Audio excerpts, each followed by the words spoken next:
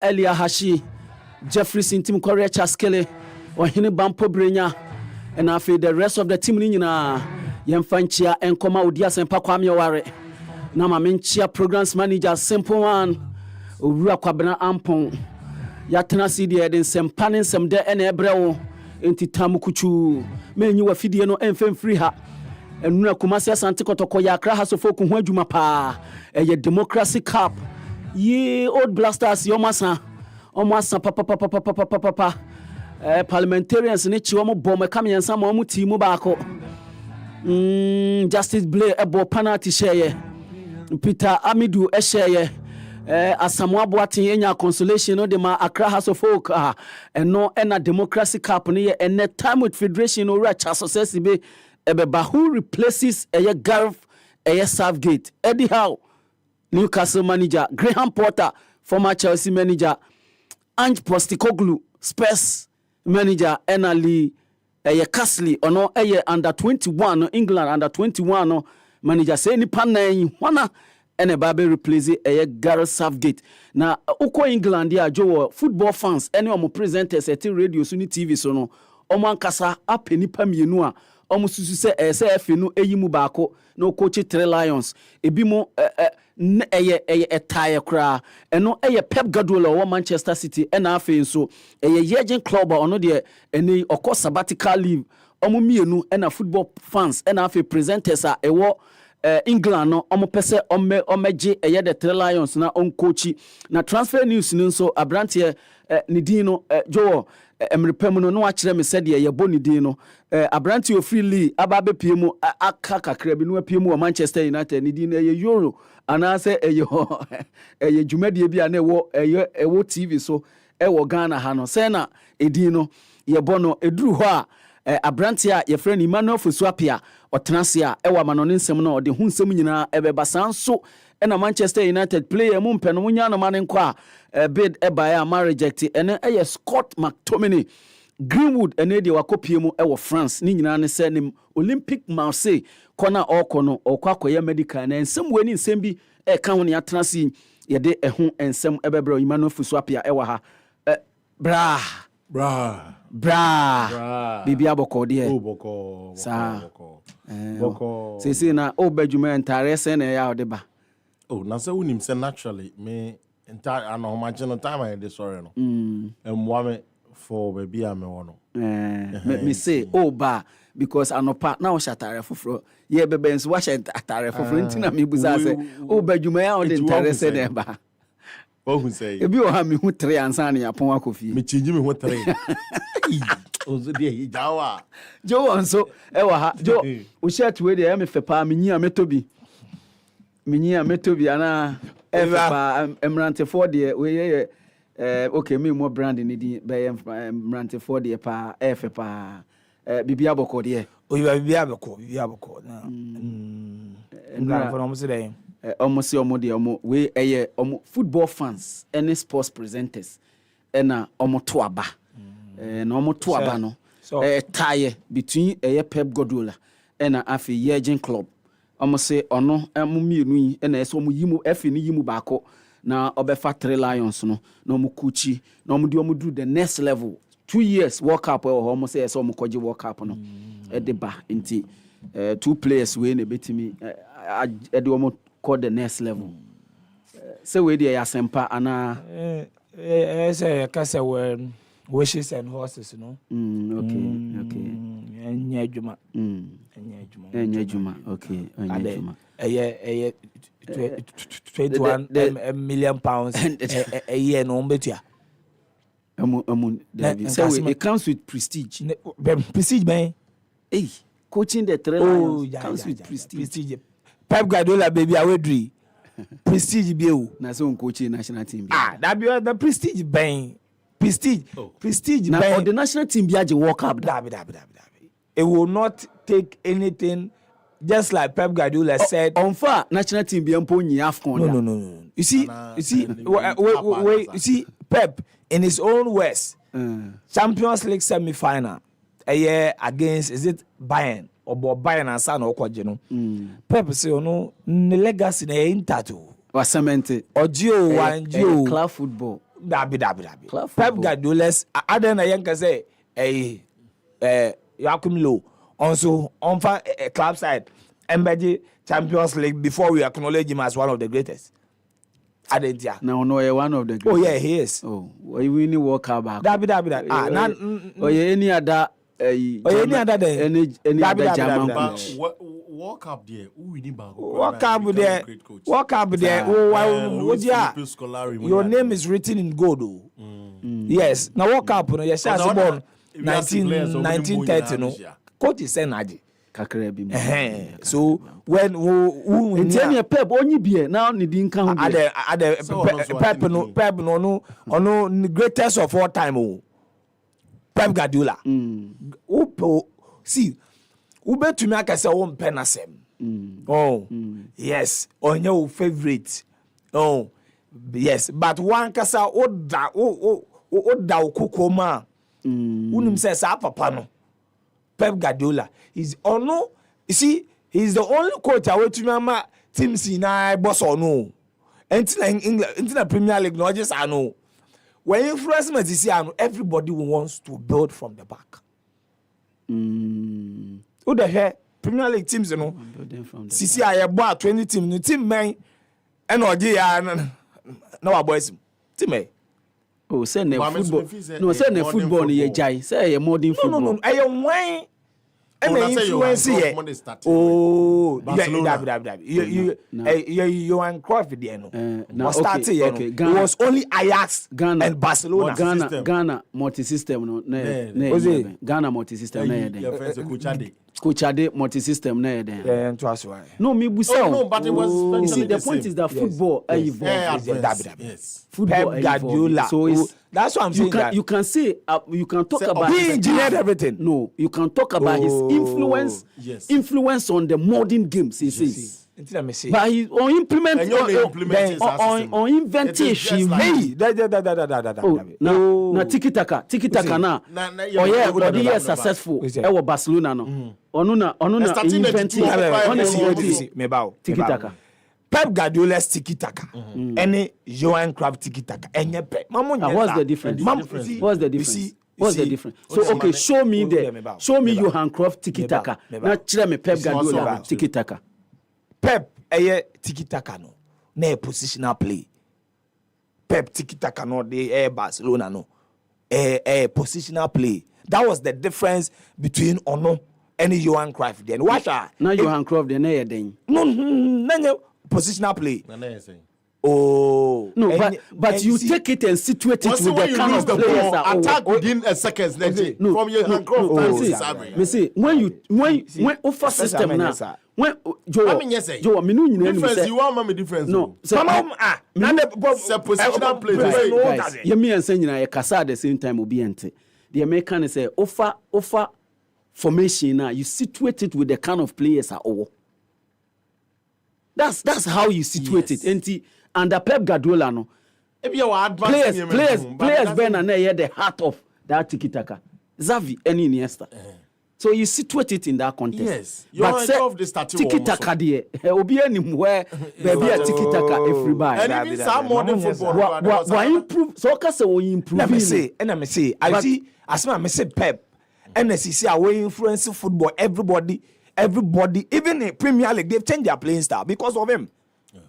And your football, and your modern football, and your modern anti. Jurgen Klopp, they are no ball with Liverpool. And also a press affront. And also, if you don't Tima or Premier League no Liverpool start influencing. Chami. Now, okay. So even in the Premier League, how many clubs in a both actually? No, you can talk about the middle. Why middle table? Manchester United was starting play for it. No, the truth is, Manchester United they built from the back. Under Mauricio Pochettino, Chelsea now both free.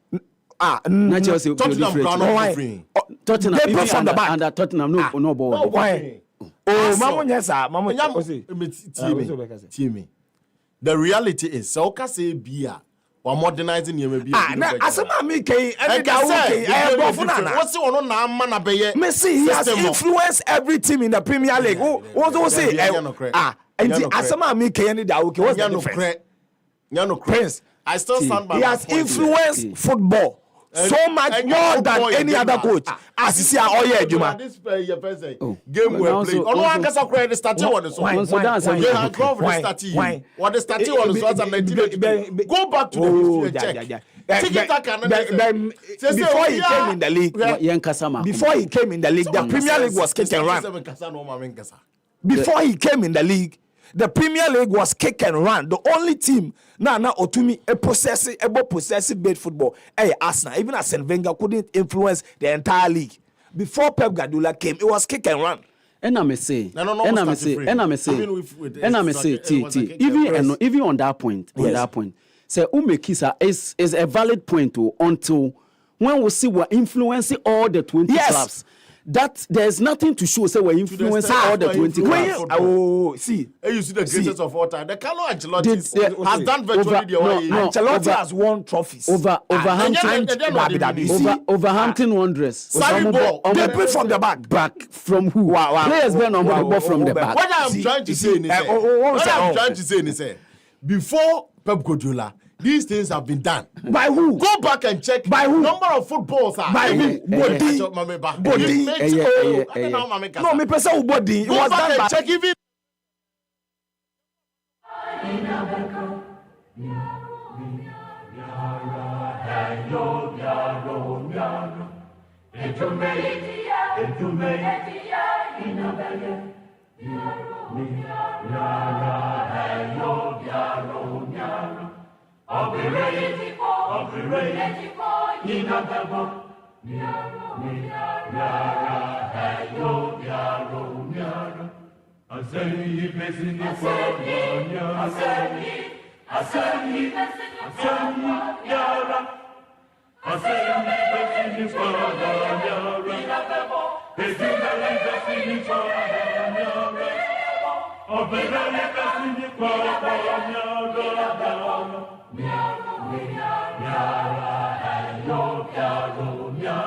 Tie me asem edika me be ka sem bia no pay me si tie me yie pa Accra House of Folk fo mun tie me ena no pay me de masem enam ene anopa yi e wo happy 98.9 FM e wo happy sports yi so de me kan nyina ne se Accra House of Folk owura togbe afede se ubeto players e wo house ho ato players jo omo number 9 no ono she 29 your friend say David sisi no ya House of Folk material House of Folk number 9 House of Folk so be a strike abo number 9 pa in recent memory Obebo the Ishmaelado. In fact, a House of Folk go scoring there. Obi abebo ni din ene ye Ishmaelado. Na sise no, ni level no, ya House of Folk level. Wa uti nka, onan so nka player o Accra House of Folk. Accra House of Folk wo player wo de obobo so ohuri kura no mfa ni timu a den ma no. Tie enura has ene Kotoko game na omo boy no 2 players ene da omo ho adi 2 players na yi omo ho pa e was our game no. Look, Raphael Asamoah ndi onimbo obo Raphael Asamoah no Raphael Amponsa onimbo obo papa enura no she number 25 enura wo a hwe ball ni bibia traka na America ne ho asem ni ye flagging no offside ground America na wutu e Accra House of Folk se team we ya na Accra House of Folk e di be bo league ni bi mu dia jabe 13 na omudi yen so omudi 13 for ho 13 na omudi yen jabe ho anon be san edi bi mu because House of Folk play no enye Minimum say a coach no, say your players no, coach no ebia ne formation no pese anase ne we no pese players ne bono. And as so muntimintiasio say if I don't know say if a matter of communication or more monstration or monti because of language barrier no say then you mentiasie. Because clearly and in the game no has of coach he was helpless at the point now nim the players no our park ne so. Hey, in Kruma course and on Fataso be captain House of Folk. In Kruma course and enura led backer enura one cross ball back okra anko Kotoko box. Left back enura onua on timi nye card back ojibo ne de kwani mu ano asan de abema eye SCB Kevin SCB yeboa ono nso meba ne so no kra meka ne de kakra enu obobo pa but odi oye bibi kakra okwan ofa so e ma asa go no e bati akra so fuku no enye. Meanwhile, he's supposed to be one of the best players in this House of Folk team. The point is that board here board your yard unimbo pa. Che Accra House of Folk players. These players players are almost standards no enu Accra House of Folk.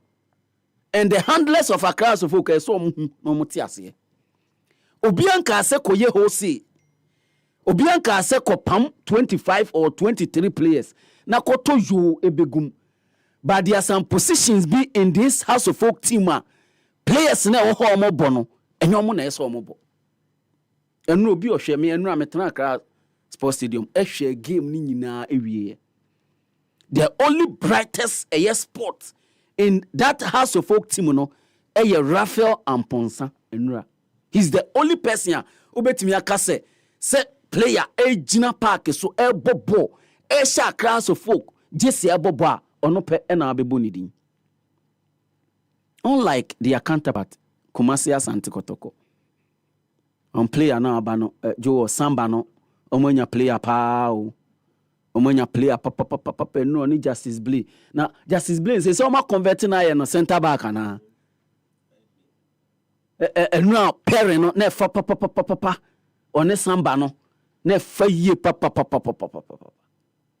na baba yara no ofa bo na has players no tigusa. Enti House of Folk, there's something wrong with the club in terms of players. And now the supporters ni ebi kura say has players no kura training. Afi kura de omo question say so pobima ho no omote no omuti ho nti e na omo aye ni ha na ase nka omo mo tena omo fie na omo ba ebe ye training bobo na na nka bobo no na ba bi omo tini nti omo aye comfortable. And clearly enura in that game who say has players no omo aye comfortable. There should be some changes in Accra House of Folk. Drastic changes in Accra House of Folk in terms of the playing body. No. I don't want to believe say a issue of coach. No. I don't want to believe say a managerial. I think say a niyama be in discipline team lack of discipline has team omo bobo okra esan say discipline team na say we mistake na o team mate catch the wa their responses any on body language enye papa Accra House of Folk ho and idea say handlers of Accra House of Folk check is ade ni yi say check is ade ni yi enti sa season na eba no ebeba be yet say season na twa mu na supporters bue no wan hwa enu biem ene besan aye enti owura togbe afede supporters ni say men kanche na no say it's not enough so obeye infrastructure nyina opobi man na wasi secretariat wasi ni fe ene wa mai ho na ye fe pa say na ni si ho no ekwan ni so aye fe pa supporters na nura de na omo kan Accra Sports Stadium say enye enough sa ne ma nko anye enough say omo perform on the field of play. Some performance they need quality players. supporters ni say den na Kotoko top players every other African countries na has the muntimi ntobi na de mo toba no kra no enya de om level no eduru the level a e fata Accra House of Folk enti nana owura togbu afede we de ni die mu me bo din pema sorry me gina me na aso nana ye bibi ebu atimu no na enti saa 10 years has equal 10 years ansa na all wini eye league 10 years na has en wini hwe andawo ansa na okofo asamobu adu no be ye wonders oye wonders ni wie na back to factory reset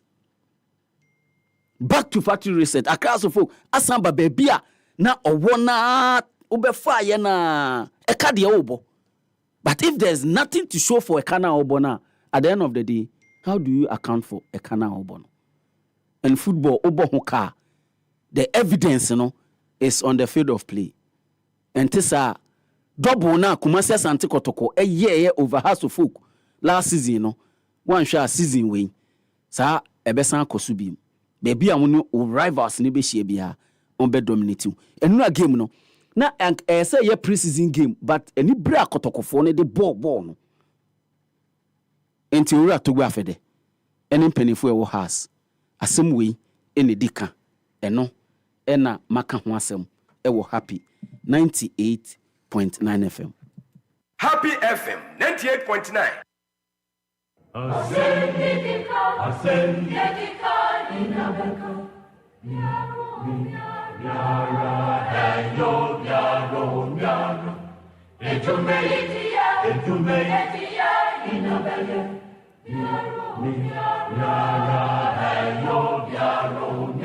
enti eno eye asem dika eno ena mede ebreo Happy FM editorial na say Happy Sports editorial ena mede breo ene anopei Joe ne special afide say fire na abafom ana abafom say before ye beko no ye beko beba na heat gina ha no na mekura na o show dem say bi onim say eye pep ye greatest of all time to impo the enye debate na say obi en debate ye no yes we the enye debate and obi en debate ye no de obi and debate no special new bibia na abesoso na wa ya na wo ka asem ade ye ka higher year na autocracy world ana and obi ka asem a ye ni adwen a be this we enye debate wo de ntia wo si enye debatable ne say by what parameters and how digina say obi the greatest of all time Messi ye ka say the greatest of all time dia na man digina so ka say the greatest of all time so parameters ben wo kan say what can it tra wo kan re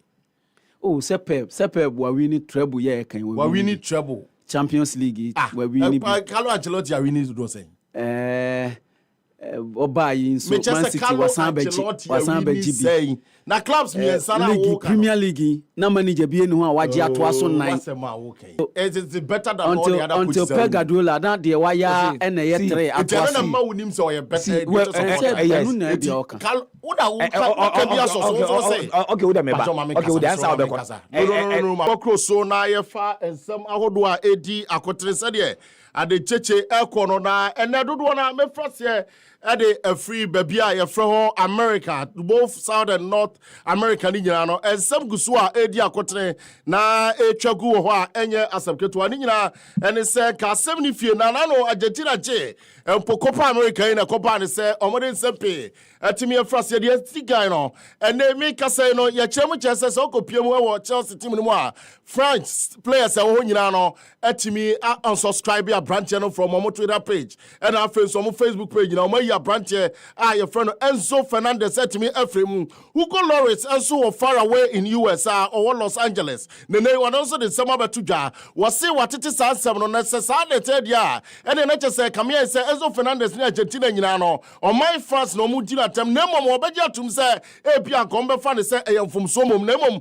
sa branch ni mini pad ya enye players nko na mu di o matem na ye o my ni nyina ena omo edi o matem na no ho sensam atimi aba Jules Kunde e Barcelona ono so de semi bia ba betu dwa se ono de ofi se yensan full cross on bi te se Argentina players beti atrase na for ma command sa niam no etimi de abeto mene wo ka se Chelsea a launch investigation into it as they said here almost see omo bie open disciplinary measures omo ehwe se kwan bia so omo etimi de atum na fe omo de etia boboko anasa abranche front Enzo Fernandez FIFA taking matter no up says ya kamia ye se asem no kwa na ekosro na emu eya ye ho ama Enzo Fernandez ne ko form wa Argentina eti FIFA fa wa fa na nyo no kwa na oba be investigate no me ba che okwa investigate other players na omotimi eka ho na nie ensem no pa ponte no obi eya football expert na ora na ye front no team victory and as a victory ono eya one of the experts South American football otimi hwehwe mu pa na ensem a wode atudwa efa ehonie. One of the reasons they love going back to represent their national team is they can go back to the bubble, back to their native culture, they can sing their songs, and this is a song which has come from the fan. But really, the players singing this, they ought to know better. And quite apart from any punishment, some of these players will be going back to some awkward moments in their dressing rooms when they return for club duty at the start of the new season. We and someone etimi etoja na memfontu dwa se ukoko piemu US ona anya zabgetwa abrantie bi apiemu a ene uko Philadelphia sa omutim na ho no enra wa making history ni nyana se abrantie a from Calvin Sullivan no 14 years 293 days na watimi anya ewo ho abrantie na etimi making a professional debut na otimi ebamu 85th minute na anya zabgetwa New England Revolution omo de bani a omuchi omutwa omo 5-1 ono ane bra a from Queen Sullivan no etimi ato atena ewo ho naso the latest epa chemchasa abrantie no 85th minute na obamu no otimi ball shot on target ba ko goalkeeper no epia free mo chemchasa we the youngest watimi free mo ewo Major League Soccer na Copa America no ekoso na enie abrantie Luis Suarez akondame na no ache Copa America no me pacha we nie ugoko pie mo ho a omo first 11 omo ye edi free nie Emiliano Martinez wa Argentina ono ejina ho na afa abrantie a efro no Davison Sanchez ono so ewo Colombia ojina mo afa Cristiano Romero Argentina ono so ho na abrantie a efro no Arujo ono so ewo Uruguay ono ewo Matias Vina ewo Uruguay ono so ewo na afa so abrantie a efro no Valverde Uruguay ono so ejina mo a enya asabketo James Rodriguez ewo Colombia ojina na afa so abrantie a efro no Alexis McAllister Argentina Lautaro Martinez Argentina Solomon abrantie from Rondon Venezuela okawona fe Jacob Schaffelberg ono free Canada we any first 11 womo etimi select free me pacho omai anase empono Copa America etimi ekoso emun sensam yemomade na fe yemepiemu Europe na yehwe said ye enema asiko no crasem ne se enye easy grass okopiewa dodo na ekoso se transfer me free na fe matimi ababe si na me de ababe wam okopiemu Italy make us Andrea Rabiot yesi wa rejected 7 million euro amoya omaje so metia ne ka afibia no se obesi na kan e de amaboboku e friend Juventus entino se say there Andrea Rabiot so professor be remain empono player what the team ewo ho a eno sama me pacho etimi eba Juventus aso ya shipa se ka Brighton on person mo renew the contract na so no make say no enya dia omo etimi ati ase ewo ho na so mako bankromo a eno ya de apiepie mpacho kopie mo ewo Napoli a me no kase zesi a ne so mako kopie mo ewo Paris Saint-Germain so ye omo hint say ometia ba Victor Osimhen ho ni nyina ne se papa e friend Conte ba no to say you already say Asante Romelu Lukaku eba Asante ayo friend Osimhen dia beto abante there say ono wa ye krado say ba bi on pese okobia no obetimi akone yesisika be 130 million euro no omaje so mbeti say sika so as price tag that Asante your friend Victor Osimhen so na unim budget about 10 million euro per season na etimi dia man no na so no omo chemu che say Napoli nye na dwen say obaba be che say access can it so really the a branch and now what me kwa no ya kakra eba e Juventus so ase PM no metimi akasi so say the nya asem keto a branch California no omo ya magye so omunya na omo ebefa no every Bologna na so tia minya no say a branch na ya na dwe say obekọ eye premiership no Bologna friend so ma meka omo team no omo ko pre-season sika 54 million euro na sika omo ehwe ni mu say empo no omo betimi akoso no mato so na fe omo etimi adia no wo Arsenal no mo say ka week mo no deal no kebe completed na so no interestingly adia atene ne say Arsenal na dwe say sika omo agree no omo nya say omo de bi beka ho na mo Bologna press omo betimi e de add-ons bia keke ka ho na etimi awie pay a say de Calafori a branch na ono si da kai de ma omaya e front no Italy no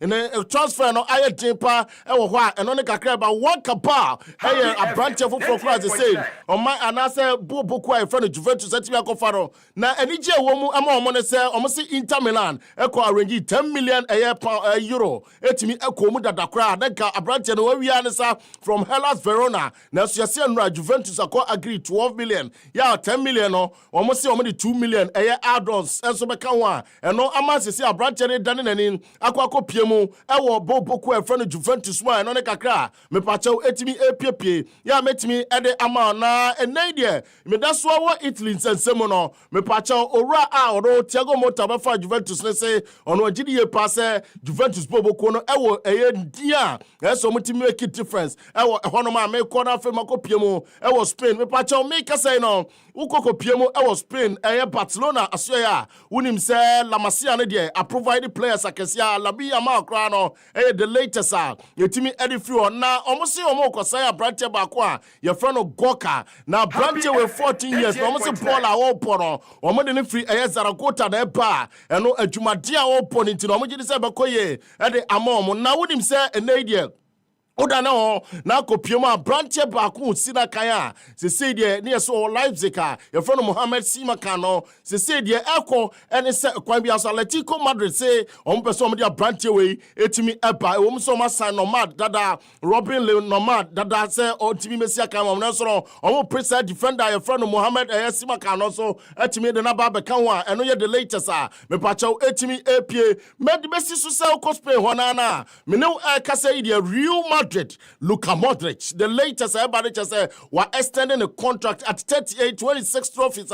Nisa Etimiaka 2018 Ballon d'Or winner no 534 games.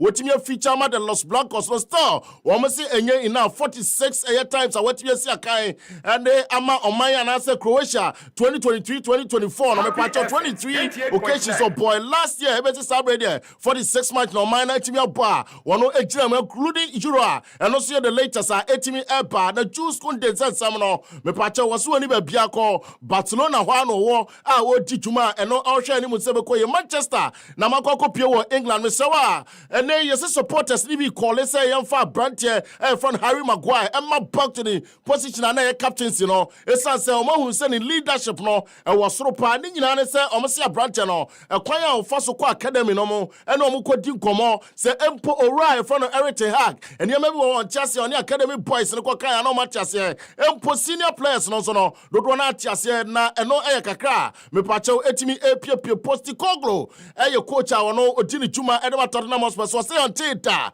say be bia na say empo bi fa phone friend say wo mo ese wo mo hia no wo England eno ye sama me pacho wotimi e de etudwa officially ukoko piemu wo England ho na eno a me no kasa branch Lenny Yoro every law etimi be piemu Manchester o mo si okọ akwa medicals say kwan bia so no and nessa medicals le for there about 54 million pounds sika ebetimi awuramu ewo ho na ye wuram na afa ye timi enkok ensem no kakra na sadia mekaya no ukoko piem a owura a your friend no anyi Postecoglou din sab kakra etudwa fa sa report na okaya no. I'm in the middle of the pre-season, start of pre-season, big year. I'm the Tottenham manager and I've got nothing else but trying to bring success to this football club, and until I do that, there's no point in me thinking about anything else. I had a nap this afternoon, mate, so I had no idea what's going on. Oh no, I enjoyed my time. I had 4 great years. We won the Asian Cup, qualified for a World Cup, but you know, with all these things, I think there's always a natural end, and I thought it was a natural end for me there. But yeah, I love coaching. I would love coaching the national team. But mate, the future, who knows, mate? I mean, 5 years ago I was in Japan, now I'm in the Premier League. Someone etimi akoko koswa na yada so agina Southgate won sensem ni replacement there ora in front Andran Bevington and some kakra etimi atudwa for papa in front of Southgate replacement yentie de okan. Gareth has spoken quite extensively. You know, I think that's one of the things that we'd say has been fantastic during his tenure as England manager. So maybe he'll have a breather, but I'm sure it won't be the last we hear. He will have been doing their homework. John McDermott, who's someone I'm sure you guys are aware of, the director of the FA, is a really experienced operator in football. Did a very good job at Tottenham Hotspur. Prior to that, was with the FA. I'm sure he'll be doing his work ahead of the tournament because, as you've just said there, that I don't think it's a massive surprise that Gareth has gone at the end of this tournament. How long it will take, I don't think they're under massive pressure. Yes, they've got the games in September. I'm sure they'll want, ideally, to have the person in place by then. Joshua Zexi ya Brantia ene watimi ababe piemu wo Manchester United as I said here emrane do na ne fans do na free Manchester supporters on there womo e de chesa Brantia we e monyam se kwa bia so beti adi djuma pa etimi e de amomo na me pacho Brantia ni si form wie bibia ya ene was sign contract wie no was na ni je se watimi adjoin Manchester United. Roller coaster the past few weeks. Some very good experiences, and I'm very happy to be at a good point. Making a transfer to Manchester United is obviously something very positive. Can't wait to get started. Continue basically did last season, just hoping to improve every day and do the best I can. And then someone branch Joshua Sexy 8 minutes to ja. Yenyina sasa some no so the farmer and then some nyina esia. Eno eye owura ye friend Emmanuel Fusuapia e na ote se ode yen ekọ amanone na ode nsem ni nyina etwagu no na ene die Enzo Fernandez asemwene Argentina enu mpo no enye Enzo Fernandez asem enyo no nko asem eye Argentina oman ni nyina players ni nyina ena ye sa conduct no just that ono na ebia osi akan ye de ma Chelsea because sa players na Liverpool ewo player ewo ho ade amempoye me yan say special mo omo Manchester United ewo player ewo Argentina ho special mo omo nka omo Leo Messi na odi team nanim omo di nyamransem no omo nka nasem Messi pra he was in the team bus. Some jubilate in there no okay the nine na we plan there no on team ko he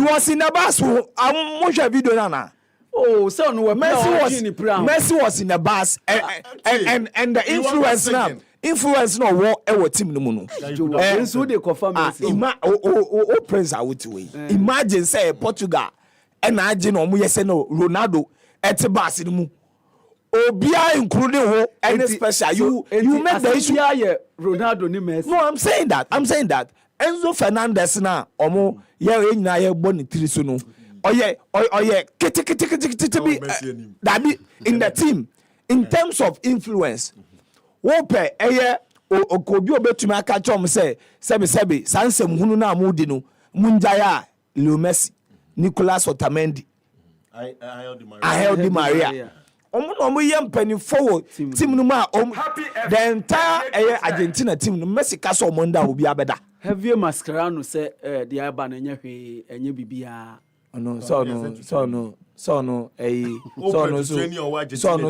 ne fort o si enye hwe enye ne fort enye wi asi nyina mo obema enim ono odi atem jo okay Pablo Aima one papa wo mo trace back asem ni nya kra mo pese mo support baby adru no geni kwa so ekika sansem no o si enye we bia so beka just that be the am we say FIFA omo opin investigations na FIFA de o de no me FIFA bo me. You see one thing that racism was built in the DNA of the West. Racism, you see, also normally me race issue ba me fan say I know me, but Argentina for the na because so be me atama enu ye ka sa asemu yi e na owura Ekoasma send me message bi e na o kan say we should if actually trace Argentina and black people. Oh enu na me baso no eno and a Prince me basso. Has there been, especially Biaboami, has there been a black Argentinian in their national team? No, so I mean, it date back to colonial days. Oh, who said Americans no? Ekwaji most of the slaves no. Ebaye no. Almost spread more across the South Africa. Special mention. I say Prince, check the history of Argentina versus black people. And then make catchery. Almost spreading across South America and of course part of Eastern America and then Latinos. No, that is why we have friends, Jamaicans and the rest. We want black, Barbados and that. But Argentina, minor black people come be almost said that kuno critically. Yet you woman almost some person black or what you say? It's a net near dear, but maybe problem is say obi to say your friend is saying more Argentina mutimi. Shemu pao na my Argentina den ho to France. Na utimi a chanty racism tia a whole French national team. A kwa beyond. No I mean how they say. Starting no.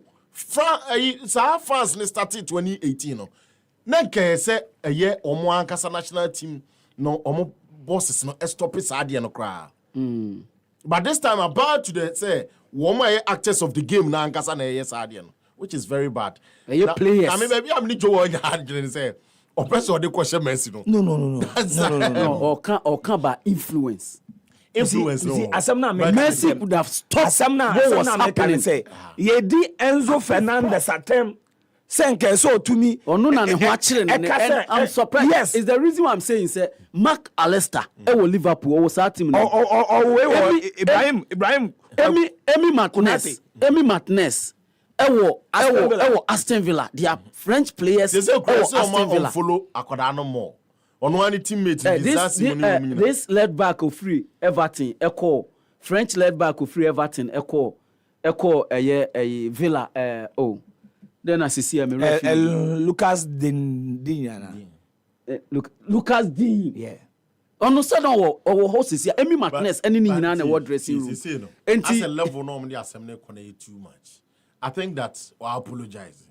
Critically, on the Hugo Loris guy, what's he say?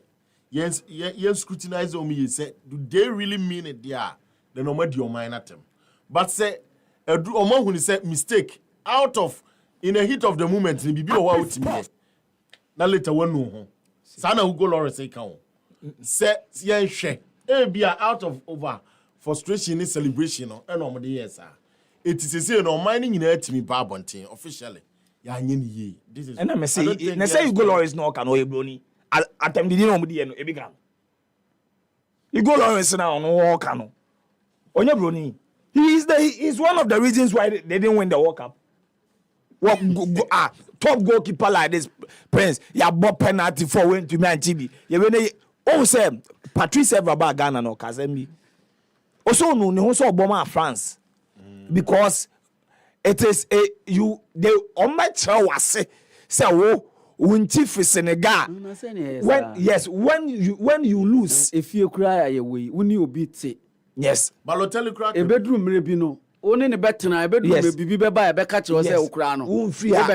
Yes, you see it's part of I'm gonna make us say and na president can say enye asembia na yeka sorry etwato. Assembly eba central no yes what happened. Why? What? When? Na empenifo so eka assembi se ukoto se nkrofo mienu ekwan. Bisa se ndra eden ne see. Inte prince me bisa Copa America final na ye boy between Colombia and Argentina no. Eden ne see sa day na omaje Copa America ewie no mudi France. And you see, they were not insulting the entire French national team. They're black players. The contest are so black players. They were insulting the black players in the French national team. But so what can is idea? Then we will affect the entire team because the entire team will show their support. Once he's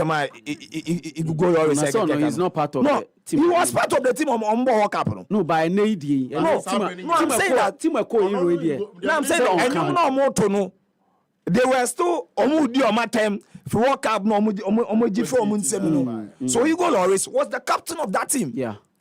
Share time a year omo chante racial way against Vinicius no. Time a den course no uni players are ejina Vinicius echi. Luka Modric, Toni Kroos. Na no omo ben aden.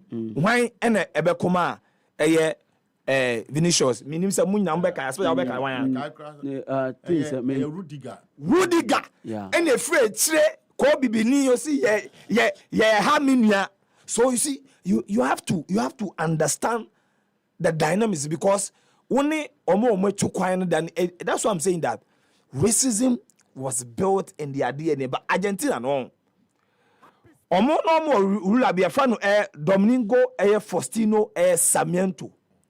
Sa papa we, he initiated a genocide against black people.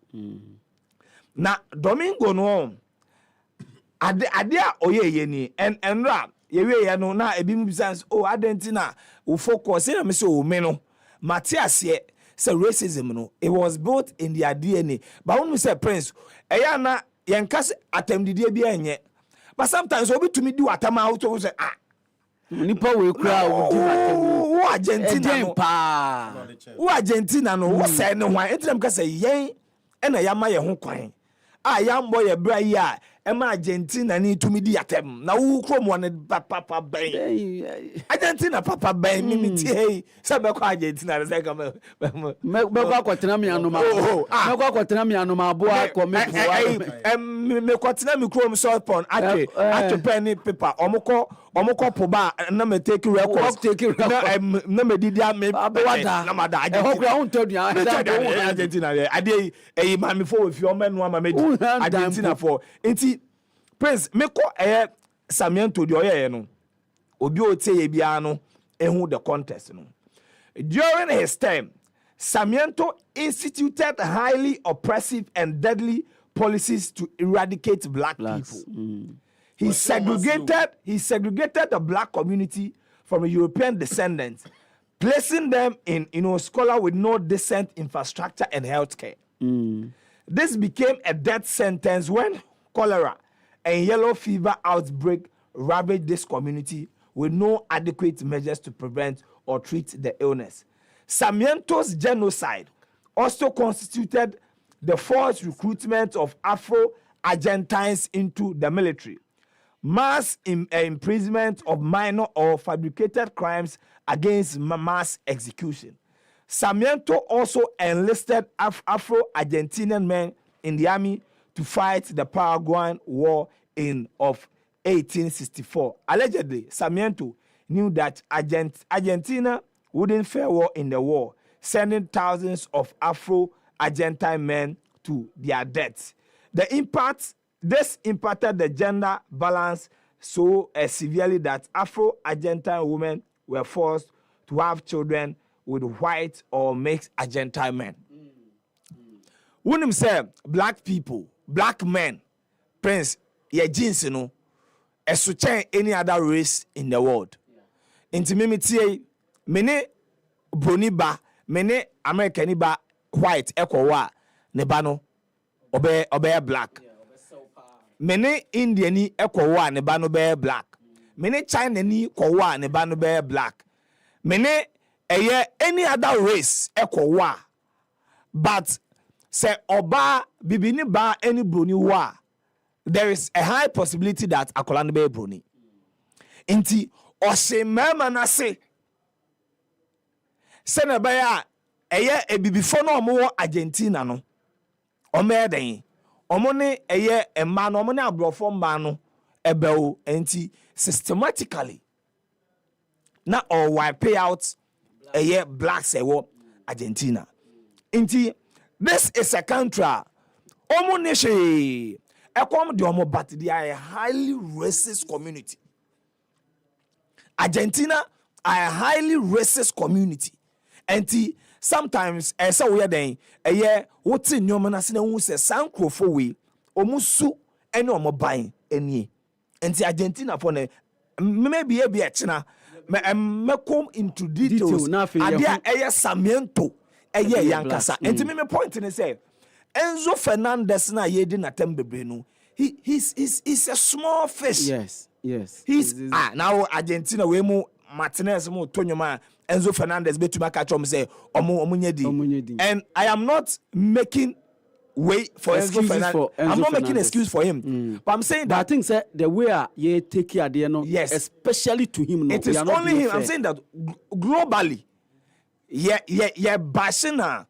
The 3 senior players in the team should also be singled out. Take some of them. Nicolas Otamendi, Angel Di Maria, and Leo Messi. Yenko na yenko enemra Joe ena ote ne nkana o kire ensemu a akoso Enzo Fernandez akoye eni ede ahokyere ena aba. Charlie, you hold me down and I'll forever be grateful. You know, say since you show me to soccer bet, I dey see grains, talking of good cash out, fast payouts, high odds, and total odds accumulation. Bro, it dey go on for this side. Charlie, that be high for day. I be you know that.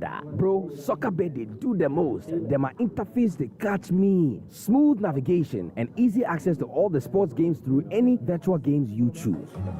SoccerBet has all you need as a punter. High odds on pre-games, live games and interesting virtual games to instant virtual games as well. Don't be left out on all of this. It's a good thing you join the fun side. Make the right choice today and enjoy all the goodies that comes with betting with SoccerBet. This advertisement has been vetted and approved by the Gaming Commission of Ghana. Bet responsibly, not for persons below the age of 18. Gaming can be addictive. Charlie, stress. Oh, senior, what be the issue? Bro, another one caught happen again. I nearly get them this time. Charlie, the over 1.5 messed me up. Oh, Charlie, sorry, but wait, you don't get refund for your loss? Nah, bro, that thing's have day. You hear so before? Yeah, soccer bet they do. Them they call them soccer chance. Charlie, you sure? Oh, but why I for lie you? Just make your stake on 10 plus games with odds of 1.30 or more. And when it's full, you will get your stake back times 3. Come see my bets. Hey, Charlie, this be interesting, oh. I know, right? Soccer Chance rules are simple. Bet on any of your favorite soccer league games with odds of 1.30 and more. The total number of games should be 10 or more. Now here's the catch. Lose just one out of the many and you'll be rewarded 3 times your stake. This advertisement has been vetted and approved by the Gaming Commission of Ghana. Bet responsibly, not for persons below the age of 18. Gaming can be addictive. Darling. Yes. Ye bedidina meche Angel Cola. Me bread obi fa Angel Cola drink. Na ni yonku eyi Angel Orange. Ana Angel Mango. Oseme sampe di obi eyi. Aka me de. Sese obi ape Angel soft drinks ni nyina bi. Ai daddy, me say me penny ni na bi. Sister, wo de mama Angel Peach, Angel Strawberry, and na Angel Cocktail. Actually, no my body Angel Apple Lime. What ye? Sani afuma de. Me say Angel Cola any Angel Orange pe na menya. Afei na nka. It's also from wifey. For us chest no ebesi ha. Never Angel drinks ni nyina agum. Obi ankata na ni no woni. De won sabeso mo no anom. Ani, asamasa. En no ano no. De bia sani enya no. Angel Cola de asembabo. Angel drinks ya.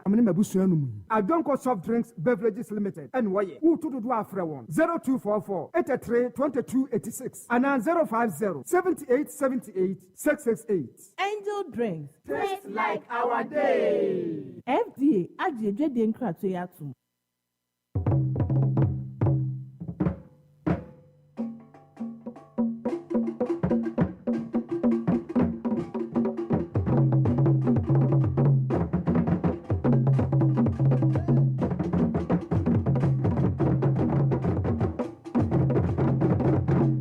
Emmanuel Fusuapia ena otene nka no ene de okone kwanten kro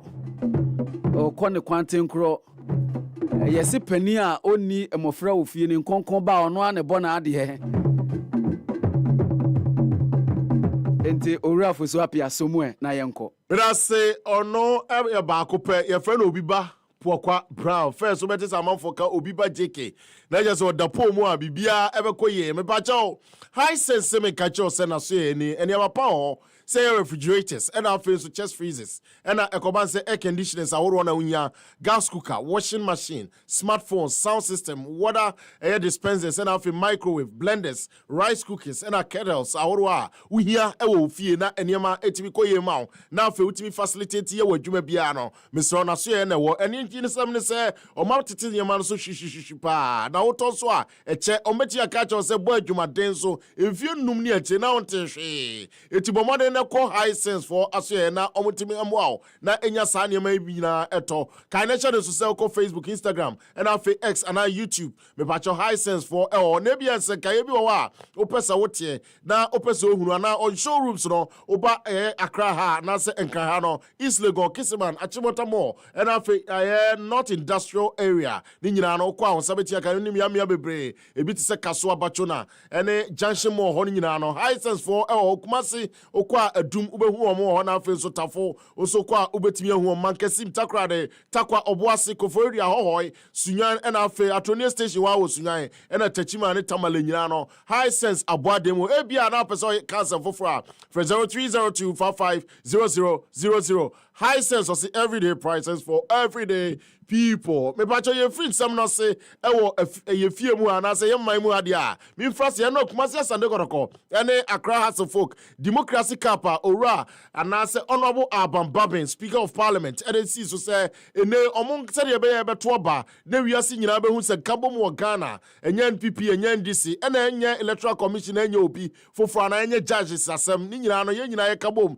ene ye nipa ba ko esa say kabima me kabia mamo no ba bia kodru oman no ekosoro pa eti omo bomoden etu eye oman mu ha eye boboku akese mienu a omo adanso ewo bobo mu no ehia House of Folk Kumasi Asante Kotoko ewo Accra Sports Stadium de likan no omo ball curtain raiser omo ankasa no echi eye Black Star Legends no ya na Sule Ali Muntari mu nyina ewo mu no etwa omo ekamiensa mu timu ba ko no wie Honorable Kobi Woyome odi agro papa ne ye adwuma okasai efa Parliament a omo che nei Legends no ekama akoma omo timu ba ko.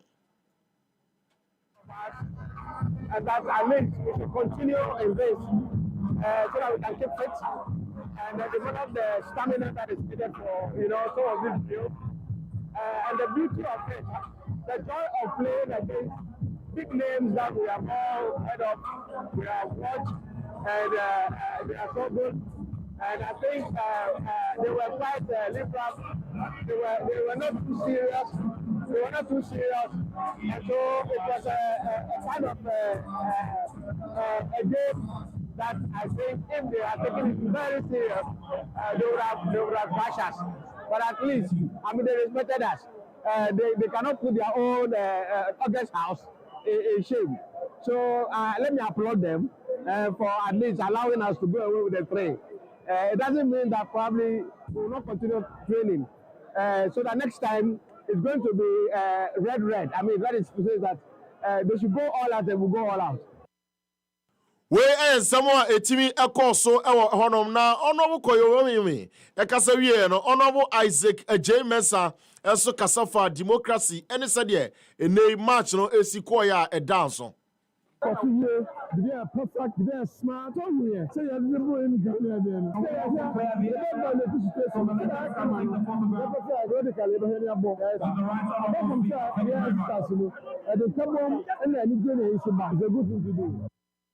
We someone etimi etwagu ye Emmanuel Ajimambadu Efra Legends no mo boy tournament na nya asem ketwa abrante ne de wasi bo bia ye World Cup what you say se kwa hona wo free no ebra na wo free na light nsheda nya adwuma ho telephone nsheda nya adwuma ho etino nei wa ba be dan kane ma bi obehu bia no eye ball na atimi ama na dru sa pepe so no Ajimambadu e kasafa eye Kotoko womo ebola omo boy any players from makasa akofa omo aba any said the game na ankasa na city dey kan yentie game no ankasa eba omo ne House of Folk. Second half we created a lot of chances. I don't care say it me take a pressure but yeah me see ni na game dey set obobo na your chance no wa no opponent your chance go dey say nti you lose to yeah papa no to see them like this and to mingle with them like this fun. So we had fun, but you lose whatever it is you lose almost 3-1. But we will go back to the drawing board. Now, yes, I have a back. Congratulations to them. we ensemo etimi etodwa wabra Emmanuel Ajeman Bedu tournament etimi ko piem owi no na owie no kasa fa se ene kumase Asante Kotoko new players what is say empono last week na Kotoko wo mu ni 11 players o mo de ba beti akan na so no o what you gather o new players gini ni no kra de obedu na ansane ne ena obegina ekire hobi na so no o mo bo mo de na ebisa se na wo so hu ni se Kotoko players yo mo do ma bai. It's too early. Now, unim Ghana, the couple players, no, they are starting to show Mudi Akasiape. Now, at the end of that, but for what I have seen, they have a future. I hope, sir, this is the last time I be overhauling the family for 20 years, for 8 years, for Pamno, back out, near to not build a formidable squad. 8 years ago, I didn't say Kotoko, no, Tima, Oyama, and I saw to me, yes, the supporters of the stadium. Then I saw it. Some of what I say, now, the Bia with me win the game, not supporters anywhere. On my stadium, on my bar. I want to so I want to board the other almost team Slovenians cannot be a quality players. And see, I want to do so many more there. But in front of me, because I have 9 building on this. But so much me a jet team way, and I'm a crack after 4 years. You will see the Kotoko 8 or 9 years back is very solid. And the quality no Marco Fano. I think Obi our scout no more. So far so good for what I have seen. It's too early though, but I think they have a quality. Emmanuel Ajeman Bedu, you keep players for 4 years or Ghana. Hey. Now na aboko ko ti omo kara no ye sema o ti bi di tu dwa honom na me pa cho eno ache no na fans no omo they were not left out no cross them say House of Folk fans ni din kan ekasa omo ene di ncho enti omo din kan ekasa na yentie e lose no omo nya to Kumasi Asante Kotoko no not too disappointed anyway yeah the team no boy I know boy na compared to last season boy na boy no me dey boy last season we wouldn't have battled relegation. I mean, there's more room for improvement. You see your recruitment. This is the first game out ball throughout this preseason. I mean, going forward, no, you may run next season, but you see so much improvement from our council. Masa, nyabuto na nya recruitment. I mean, House of Folk the Enra, mo set of players now. Mo de buy me no pet. Ena ne wo mu a mo de o start ya na yenim se ye has ye nyire de chebi emunya abotre na mo nya mo niam ye nye sa se de si ko ne de enya asep keto a sese ya na be ko de House of Folk no next season ye be say kokonyo sa o na eno ache no na eye Kotoko fans de ani je nya asep keto akua bo atma lampard ne nkofo be hwe se de o mu si ji o mani yes Kotoko enye virgin capital but je virgin capital ya ji no adiye ko US ye to sum ye no ye the assistant coach and Abasha has ye to sum ye sa 1917 ye the one who team ya be Abasha has they be working on experience man they be working on just 21 ye bomb players 21 and ye better players just 1 week ye the Abasha has a folk after leg Asante Kotoko we uploaded 22 players now you need team. It is how much we're supposed to play it earlier, but because of now you shut down the players and they postpone it at the bar there. But all things being equal, House of Folk team last season, the core of the team is there. And I got a team ready team just 1 week. They came with the assistant coach. That's a House of Folk. Your coach is on the bench. That's a much now. That's a Asante Kotoko. Leg, yes, woman and away. So House of Folk, our perception be said.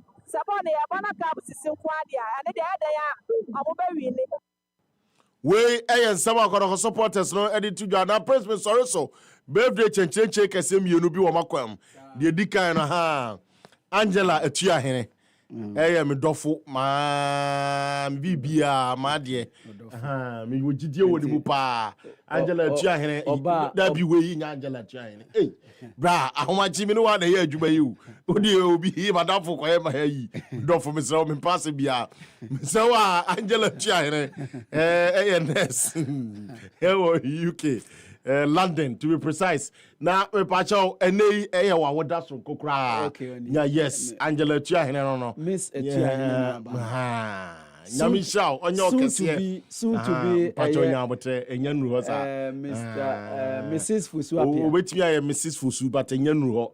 Na nyamisha ene da fufu de onye ne ma power abrabom de usu ye de o pray ene nyamefa ema ho afei ko gina mimi love danfo pa meni ni din komo obetu fo kofia na wa kire okojo ene de asa na mi tie mu no mo na ma o na wo yese o Europe no ye nye ne ma se o de tia no waka ono so no gina mimi love ene ye na woda gina ba bia wo bia wo kaso a nyamisha o we when you 50 years old so now na 50 years no enya asepketwa gina me love no na said 50 years na fata no papa enti nyame hia no na wanya ne kese na o ma no kwatentimi onamfofo ye mpanifo pa se ufa mpanifo na fo open mpanifo ho adamfo okay iwo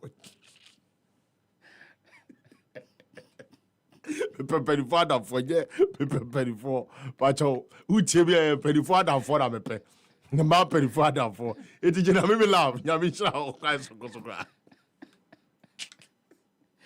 eno eye Emmanuel Swapia ena ode ne birthday eba eno nti happy birthday enko enfema eye Miss Etuahene enchibia ye baba ye de ese ye bia na ye de wakofie na afi ya show so yie na bibia aye kama pa special oba enchibia obeware no ena ye friend Etuahene no nti maka wo mpese meka nti ye man happy ye birthday pa so odaye amem wani suade hu amem esan se wadidem ana se nei a wo ho ekura no enema nkoso yie ma wo untimi nya enema a ese wunya untimi nko baabi ese okọ ni nyina ne se wadidem ana oh ewiase nso yese oboafo ohoi nan kasa enu nti na happy 98.9 FM yedi ye physically challenge support eye project no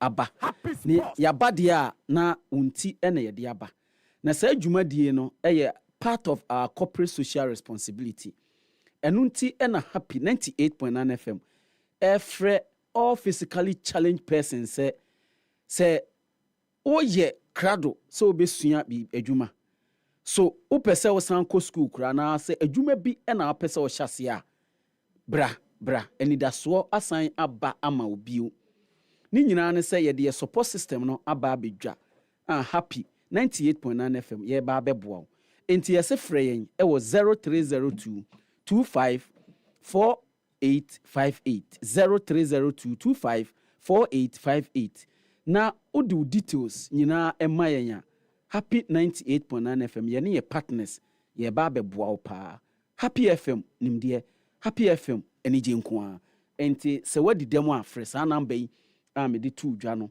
na ye beji details nyina na mo bi ohobia no yetimi ede aboa enjoyment cola no aba we eye angel cola ni nyina ne se opanom de anom se eye nkwala no onbeko school onbenom ni nyina no eye angel orange sanso na mango ewo ho peach nso ewo ho sanso na apple lam so ewo ho sa ensa we nyina no anasa anom de we nyina no ebema watimi produce vitality na wa maintain a fluid in normal balance pa angel drinks refreshing, vigorating and exciting.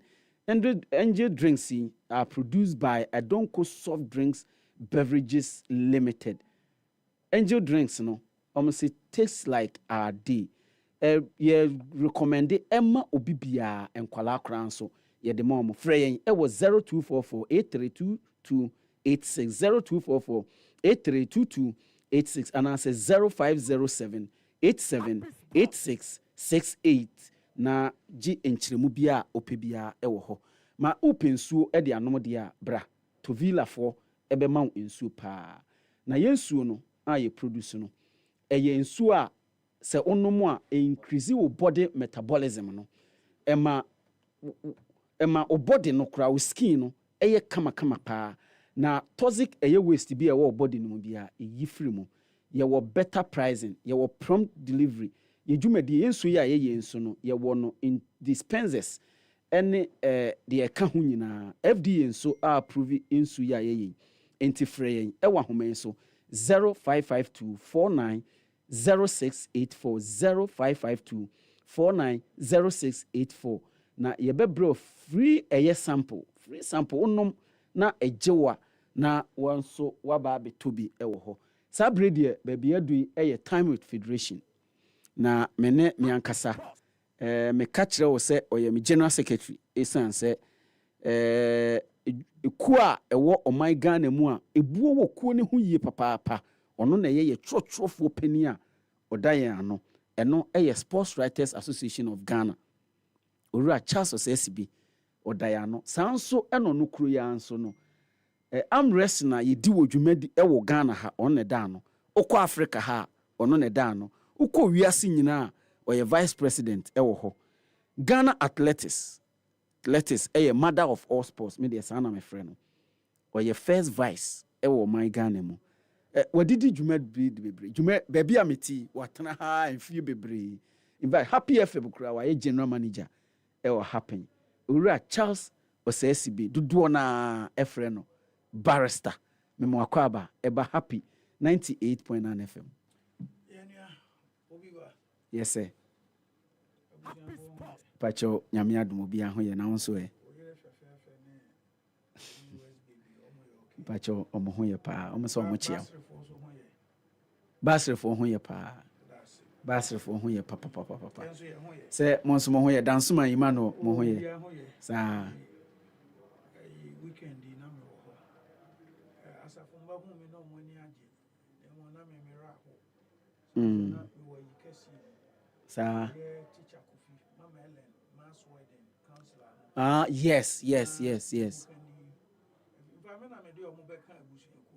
Oh, I see.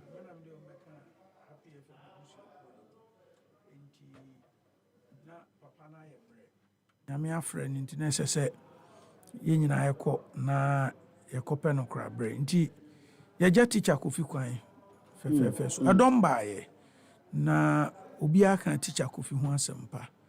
Happy FM for so yedamase for the support modemaye yede kope teacher Kofi Krabre. Oye eba mass wedding dia. Yes. Me buy kra ma beti ni din pa.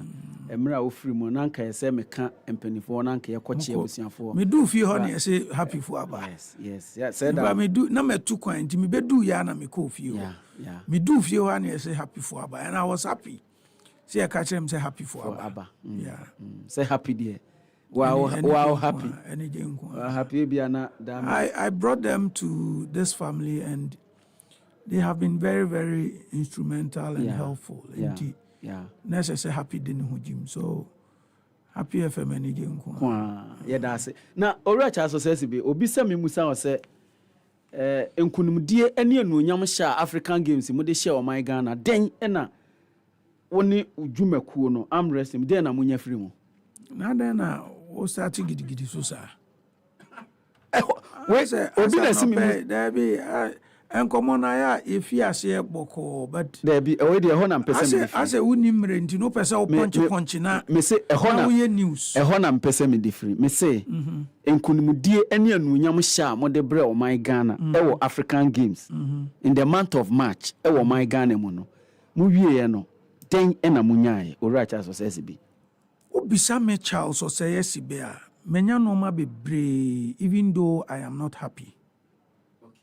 Menya no ma bebre na me counto ne menya no esen ne menya no ne menya ne bi ne se esan se me ye panyin a me da Africa ano se nya Ghana na e host ya nka adwuma meye for us to play in the Africa Games no nka be din ka Ghana kura nji ye ni obi be bisa se na eba ne se na mo bo arm wrestling ho ka akwa koye bibi sei enti meme ye titina ni wo Africa ne die mani age se Africa Games no ema arm wrestling in certain time ho kwan to be showcased to the whole of Africa and the world.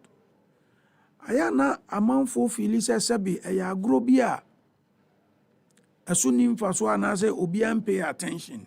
But I sit here. Africa Games I host you. Country Ben D first. It was Egypt. Yes. Egypt play arm wrestling. Of course. When they did second, Nigeria. Nigeria play arm. In fact, they played arm wrestling at the games. Yes. New D third year South Africa. South Africa played arm wrestling at the games. New D fourth Algeria. More. Morocco played. Ghana played. And in that order. And the first 10 countries, no. Obiabo. Them. Eight able arm wrestling. Played arm wrestling. And it's a amount for me as a leader. I am happy. And I feel say or mining project SSA or ye. And it says arm wrestling winning 41 medals. The next Africa Games is coming. Kwan ben na ye befaso. I ensure say ye nya kura de ye benya be 20 medals. And me who be samia 20 medals next Africa Games are guaranteed. Ebi kura na 20 gold. Se nyame ya adom na me koso eye titinani ana kwankyerefo for Africa. We will ensure say and certain time ebe part of Africa Games na ye ko kunua as o man Ghana arm wrestling ebeti ye intimidate. The fact say Africa Games, the whole of Africa and the world, ye be kan for the first time amanfo hu ye no me mani aso nie di hope you me nie ni jemumpo no me start arm wrestling I am a namfo mabusua misika meyire ana ye de ye occasionally ubenya partners na wo mo aba be support tables aye de ye ni mitofi abrochire nyina ye misika wankasa obotom nyankasa mbotom me fabricate wa ha ye misika enti se unya HD plus na obe sponsor enkola event na why smart no afa ho aye tables be 5-10 na de awram emfaso a federation ni nya no but omane to 10 tables quality tables free abrochire ebreme federation say play Africa Games in arm wrestling enya only 10 tables but yenso and I te omane nim ni nyina ha me omane na ye bi the platform and all near the hobby emrantie ne mabe ya me ne wo mo nanti ye athlete no pullers no there's never been anything like a winning bonus say ye championship bia na me the prize money kakra bi atoso wo mo ko international event sika ni ho ye ba $100 bi ne wo mbotomo $50 bi o misi weji ni ache. But Africa Games, if I tell you what some of them have done with sika ye de ma wo mo obi ni baby ti o de high dine obi di bi ato asase obi di bi aye shop or de electrical shop obi di bi atoka me guy baako one of the pullers what uber and o de ye adwuma enti sa no man kitinkiti ni nyina no many so fast forward okay say you could share controller general Oratechi Ghana Immigration Service yes sir o she bobi emrantie mienu we promote wo mo me coach and me captain we promote wo mo wasan shebo say pullers no obefa num omo start process no enti say me keka we nyina si a mentan hwe negatives no bebre I am not happy with the negatives but me who say positives no esun as Ghana we didn't take advantage of the Africa Games me ka say we Africa Games and me trigger ye senka me tu anamon bi na ya call to corporate Ghana attention na nka manfo abaye mwa ene aseda ene yese papa twen wo pre wo ho ena me twen besi na ye ntumi nya hwe bio. So we had planned na ye engage institutions ye ko wo mo hode ye ho akokire yese papa twen ye twen besi na eno da be na be baso me pacho na say sisi ade Africa Games if ya ni nyina akọ entu nam kroma the only thing you see arm wrestling billboard. Ya site 11 billboards in town. Unam kroma. Yes. Arm wrestling billboards. Congratulations, 41 medals, the golden arms. Yeah. Ya the radias say wa maye nim de. Ya the radias say ya wo border wo mama ya kwankyere. Ya the radias say ya won namfo a eto ne edene a. Omba beboa. Wo mo ba ye moa, but it's been extremely difficult. Africa Games ne de emfaso a ye nyaaye ene mabobo so yi. Enkola na yeti omuka me de nothing in it for me.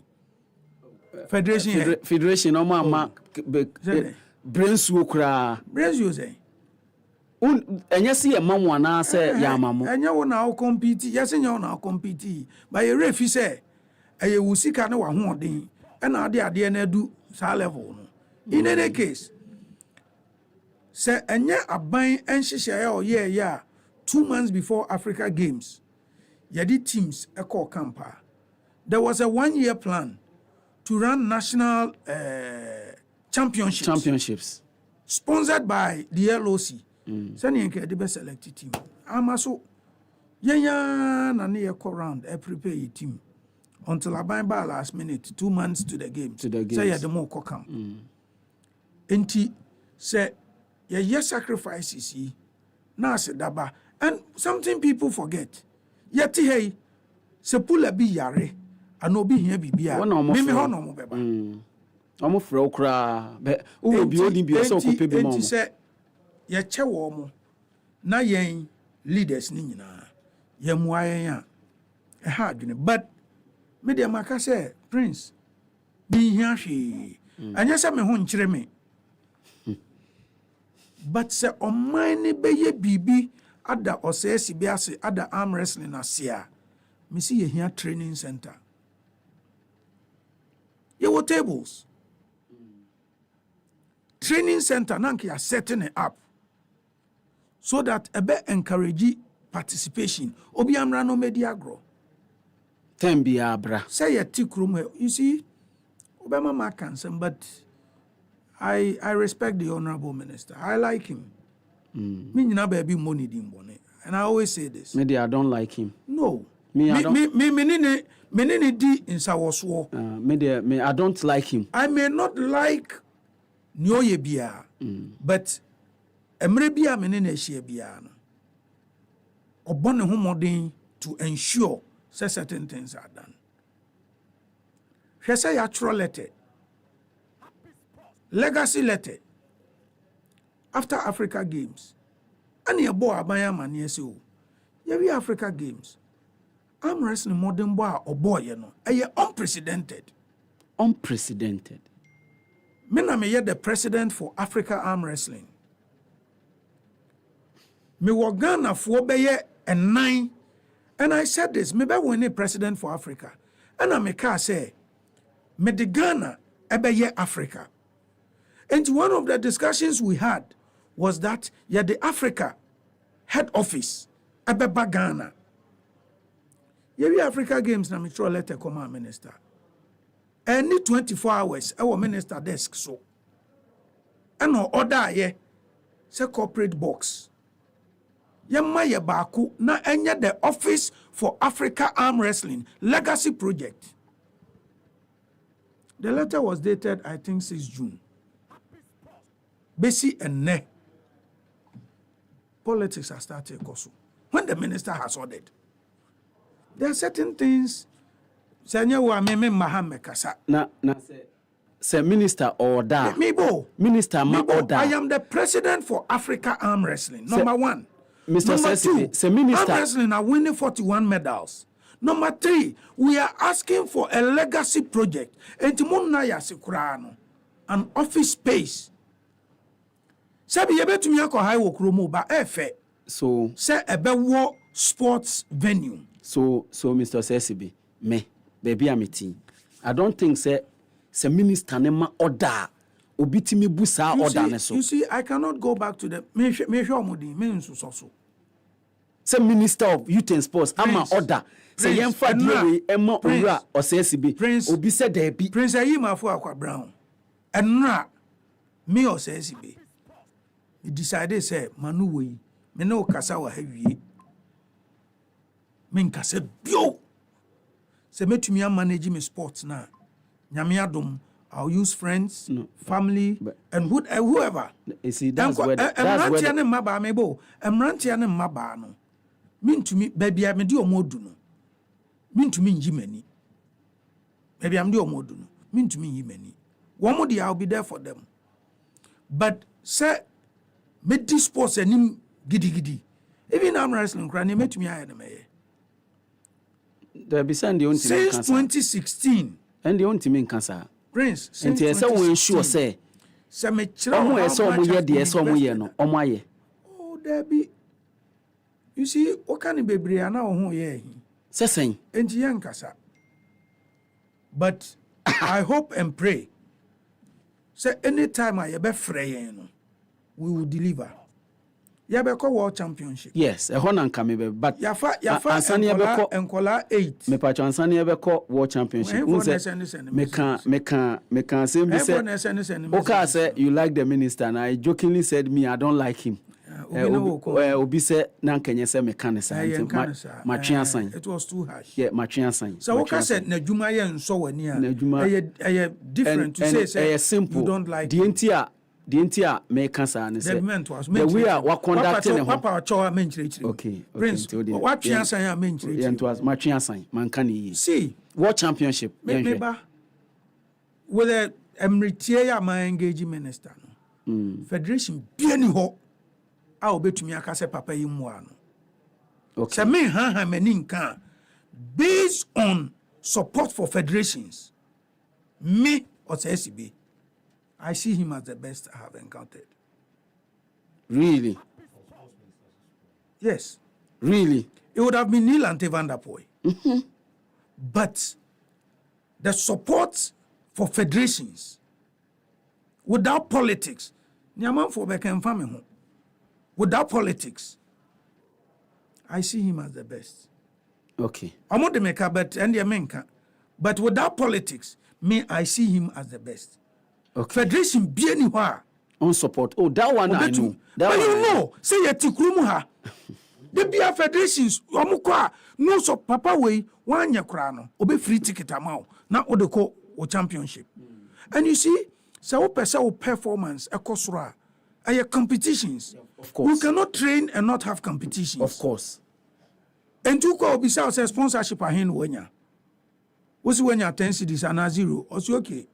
Me de mpese moko a ekana aka no mumfa na we na metimi de aboa enti sometimes they don't even discuss winning bonus, they don't discuss per diem, they don't discuss accommodation and all or say ticket na ne boarding enti di nipa 10 ba or he also may 8 they scrutinize. And from badminton, tennis, table tennis, hockey, ask all the federations wabo obi enti e denti na oma order na obi busa order no so onim say na yesi no adentia onim because me more na onye report onye follow ups Debbie me more na okay eni ntia ne me gina wanamu na mabo me gina wanamu na mabo honorable sports minister honorable Yusuf Mustafa Yusuf me to nkra e de amane say nkra na de man no nkra na letter na otro ye no say provide a legacy project. Office space for Africa arm wrestling.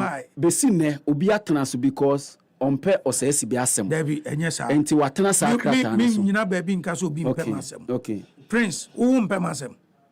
Me say Prince, obi se one wonya dwen wo kwan bi so nti watena letter so odi ahye ne draw wo atum. Me nka so obi mpe masem. And no the men can obey because everybody within sports management, especially Abemufono, they have been so nice and supportive. Especially. But yeah, kaso nipa na letter na minister natural na or the ashe draw wo atum no say nipa na ho asem ne yeka. What to kan oba. Wow. Yenhwe world championship. But we are ba behwe dwumadi a ochena ebekoso sports health minister ochana watch health minister so world championship no ye pese de emrante ne maba nwotwe eko na nwotwe no the least baso wen Moldova is Eastern Europe. The least ye benya one world championship medal eno de me kata meniti aminim se beba one world championship medal. So we look at the strength of all the countries. Yeah. I've been to world championships and I look at the strength of all the countries. Enti adia boy and say you have your strength and your weakness. Near your entries. Enti your entries na yenim say athlete ni ade no awura mu no. Ogire no ho kakra bia obebo modern. And normally one of the things we do, they say, yeah, entries. I mean, fan say areas ni bi wo ha be kona nipa 20 any go ho. Me enter any athlete or baby nipa 20 go. Pacho otimase. Patroni. Enti me hwe baabi nipa 8, nipa 10. Enti athlete no obo nipa ba miensa. Obewura quarter finals. Ba wo de no ko hye baabi nipa ba ye 20 wa. Ese so ni obia battle sitre. By the time oni nipa 20 battle no ayemre. Wa emre. Enti I look at our strength. Ena no one enter. Ena me di GDA ka. Okay. Africa Games me kire medals do amaje. Me gi broso. Yeah, oje broso. Na o manage expectation. And modest. Last press conference. Make I say 15. So about now 41. Me trimu de na minim say me hit double. But play safe. Make I say na me slow kakra. Cause na South Africa ba Egypt ba Nigeria ba. Untumi ndwa wanum bebre. Na me slow kakra.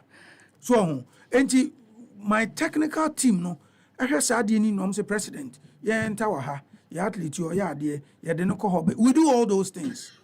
Enti say ye nyamwa anko world championship ya. Ebeye me ya papa. Because see na mo de akoto ministry anim. See say ye person prepare for 2027 now. It starts from now. Yeah. So athletes here say more competitions. Now you pia wo mo. And if we want to prepare for 2027, it starts from now. Enti Mabo minister manie. Oh, Mabo minister manie also obeboa. Okay. Me born a mania also is not a problem obeboa. But me hu so mo problem bi nti e na ma misro. Problem ben. Ni bo twa ticket more down mo ka. Na ndie na yere. Oh, me te me re hoy. So the omodeka. Na unka ese be even and the siama company bi call to mo Ghana ministry no account no. Ebia na ma anti ni ye. Ebia na ma anti ni. Amo de car ticket 40 million. Ebia na ma so anti ni ye. Enunti Olympics team no da na ese so fi ha no. Nipa no si ontwa ticket no. Because ye de ne ka ye ntia. Timi kura mama bo. Ompesika. Onko finance minister onko pesika. Otwema. Ombema onko onya. Me chief director committee ni bipe otwema ommomodiana memende ebe. Africa Games aka bebre da ho. Ommomodiana memende ebe. Anopa ku onfre president no ne nkasa na president kan bibi on kan bi ma no. Unim se memenda anopa no. Anopa ku. Unim time president. Anopa pa. Oh good mood. Memenda no papa no between 6:30 and 7:30 no. Na president no sorry. No sorry. Sorry ntemu. Akro sorry ntemu. Friday one ntemu on sorry ntemu. No. Just o 2 coin. Tembi obed o te se wa tembi obed bia be sorry ntemu. But Prince, on a more serious note, I feel say arm wrestling has come to stay. Me mabamu. Yeah. Okay. Mabamu. Me say minimum. Edu baby no na in fact my coach, my senior coach of Remy mabamu. Tembia ye be tukwan na ye be bibia. The stress. No afrem say president yenye mu amisi me mabamu. Enti wato me mabamu. Enti no for me baby I made team no aircon. Mabamu. See what I'm trying to do is to prepare the next generation of coaches. What I'm trying to do is to prepare the next generation of athletes. Athletes here me way. Say you keep woman near my woman competition for 3 years. They are world champions. 20 gold medals from Africa Games. Hands down. World champions. I'm marking on the wall. And Udi Jumedi Biaba, the community-based Friday night arm wrestling. Now, first one, Basso, Teshima Town Park. Friday, July 26, 5 p.m. Basso. Now, Jumedi is powered by Ghana Arm Wrestling Federation, collaboration with the MPPC, Dr. Bernard Okoboy of Lejikuku. MPP now can't PC and Anka Ede. Okay, Miana Medican. Miana Medican. Mu brief na Modeba and Kahosaba, Miana Medi MPP no account. Health Minister Dr. Okoboy, then Ebekoso. So you Jumedi Bia, your PC dina, they encourage participation. We are talking to sponsors and go through. But your percentka Friday night be once a month. You be community into Pongwa Juma. So person you bring your match. So person you then just come to a venue and come and watch arm wrestling. Okay. Also our person you be no. You can bring somebody to come and play with. And after Africa Games near break. yɛyɛ sɛ yɛbɛgye yɛ ahome kakra but yɛhwɛ na sɛ mmeranteɛ no wɔn nsɛm ɛɛgo wɔn ayɛ training na wɔn pɛ competition ɛne akɔfa saa community event n'aba yɛn botae ne sɛ yɛbɛkɔ round na ya unearth new talents yɛbɛkɔ round na ya build popularity of the sport within the community enti yɛtoto yɛn ni no na wɔekura na nkɛpɛ sɛ yɛwɔ Accra Sports Stadium media center nwummerɛ very corporate na mpanyinfoɔ kakra ebi kura ka sɛ yɛn sika nam sɛ dabi am wrestling yɛn news level no enti yɛtoato adwene no na yɛpɛ community a ɛdɔm ɛwɔ nkran ha yɛtoto yɛn ni na ɛsɛ sɛ ɛkɔpie mu ɔtɛhyi it is also because Bernardo Koboy has been very good to the sport of arm wrestling. Wow. Ɔno ankasa wɔ play pain. Mekai sɛ last year World Championship ane ɛkɔ no. Na nka ɔne yɛ na ɛkɔ. Ɛyɛ bibi awie twa ticket. Ɛna ɔmampanyin de bibi hyɛ ne kon. Ɛna ɛma ɔtwe san yɛ. Otherwise he was going to travel with us. Wow. Ɔwɔ university na opuli. I see. Enti ɛtɔ de bi a yɛyɛ event he comes around to come and pull. And because of support and all the amayen any the way of passport no. Yes, some of the chassis free home. Yes, chassis if in the community. And the health minister and he believes in sports. They be okay. So no football near and he insisted say young famra the community. And we are starting from his community. And if any other PC Epese the ban community on number ni 0240771645 0240771645 unya free a opese ba community a ofrɛ a ye no be arrangement bia no and so be tie community arm wrestling na se opese ode ne products ebe bata ho a on friend number na sponsorship offer the same number will attend to the person ye be na aba be take advantage or partner with us na yen so ye pian ne business enti ye fi ase e wotashi mami ene na wotwe pepepe no ene ye hya ase ye be gura diagra kosi se ye be bre na eja ye na ya sori kofie. There are wonderful prices, there are entertainment and all that comes along with event near nti Teshimami, Friday night arm wrestling. Ebas what Teshimami. 26 July. July 26. Yeah. 2024. 5 p.m. 5 p.m. Na shase ewo Teshimami Town Park ho minimum hopa ye nyina ba be pm ho. Pacho my emfa ebe 4 minutes bi emfa course numbers no 0551 563916 and afi 0555657278. Pacho ye fro saying now free hefa. Yes, sir. Yeah, fabulous. You're frozen. You're free. Oh, who free?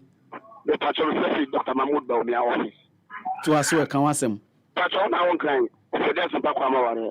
Me patron, who you pa? The doctor, I just said, Vice President Zebako, of Abastrano.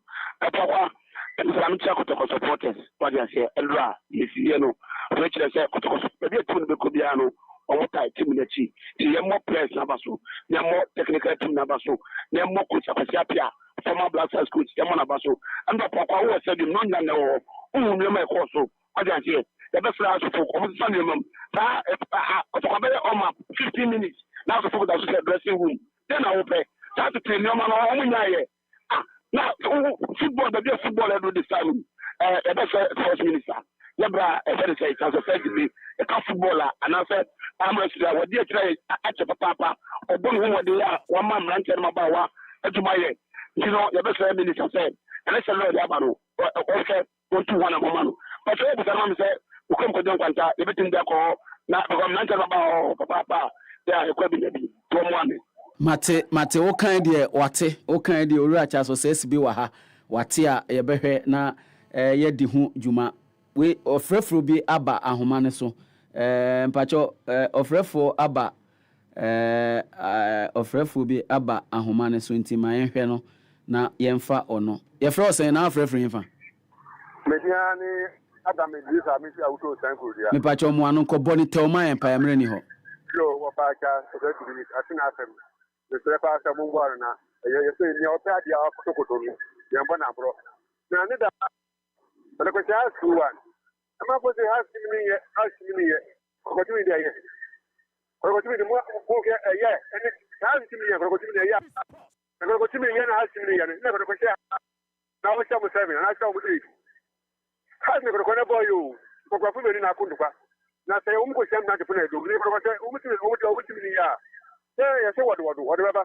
Ultimately, I got to say, now the most of me, in terms of one, did not seem to have one idea.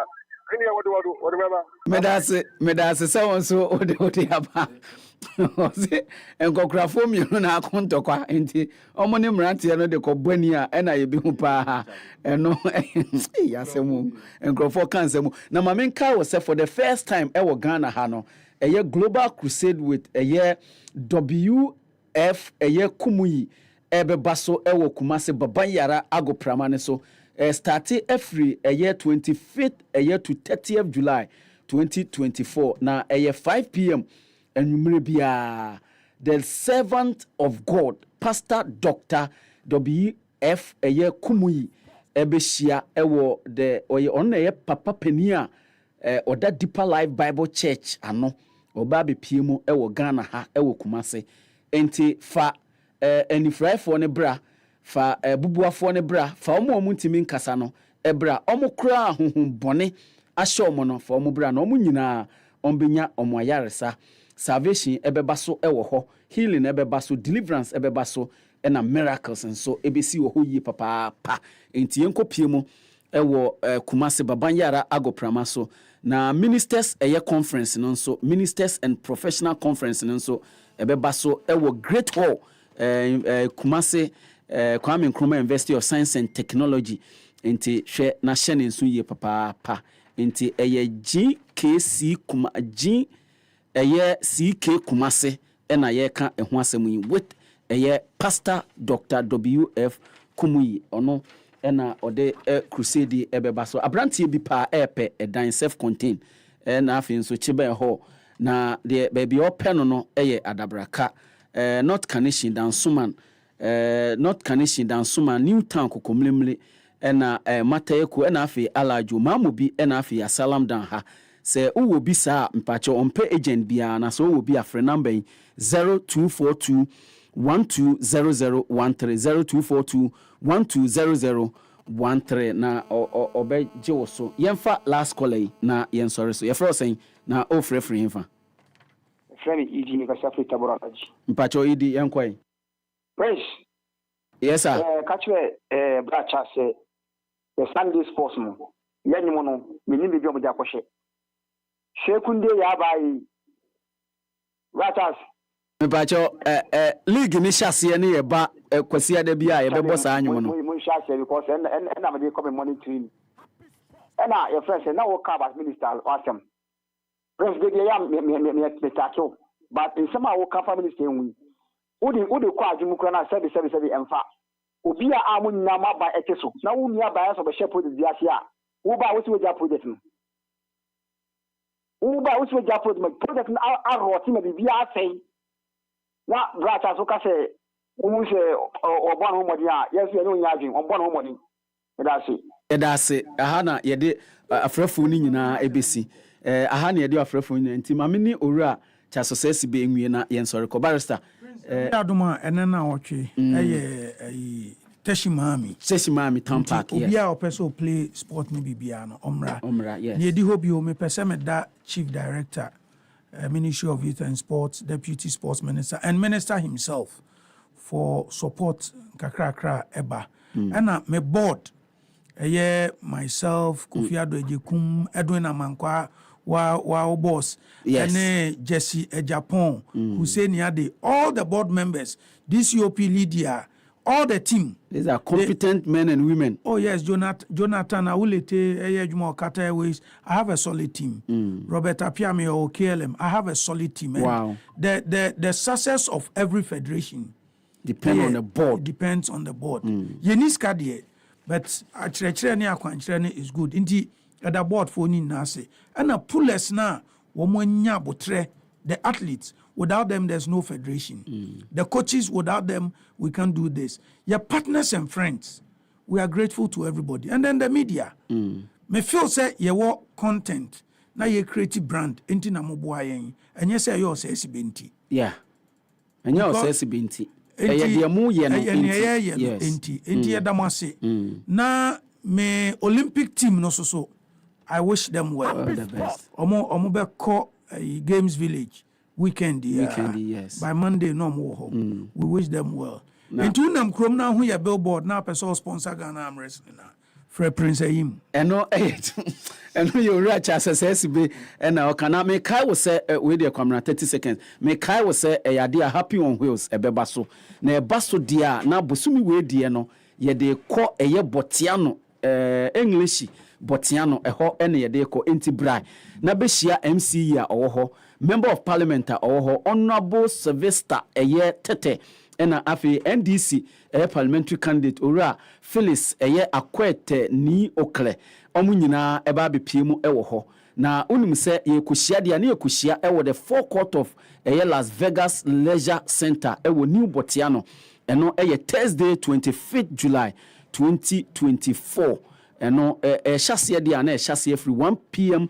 to 5 p.m. enti brai na oba no obekire wadwen no na usan enya akyede happy edebema ewo ho enti we die Botiano ene ye kwa akopiem English Botiano Amanfrom constituency Thursday 25th July 2024 1 to 5 p.m. enti pia epaho da ben team ni nyina ene Happy on Wheels team ni nyina na ye ba be piem ewo ho Happy on Wheels, your voice, your power. Happy FM nimde Happy FM ene je nko aha ena me sorry dwumedie so menua ma de nyina kwamra boafo ena de NCMP ebrewo Happy 98.9 FM we Happy Sports ene de bawe powered by Happy Sports team ni nyina medin ene Prince Obiba Pokwa machia mu bi medamase peace shalom.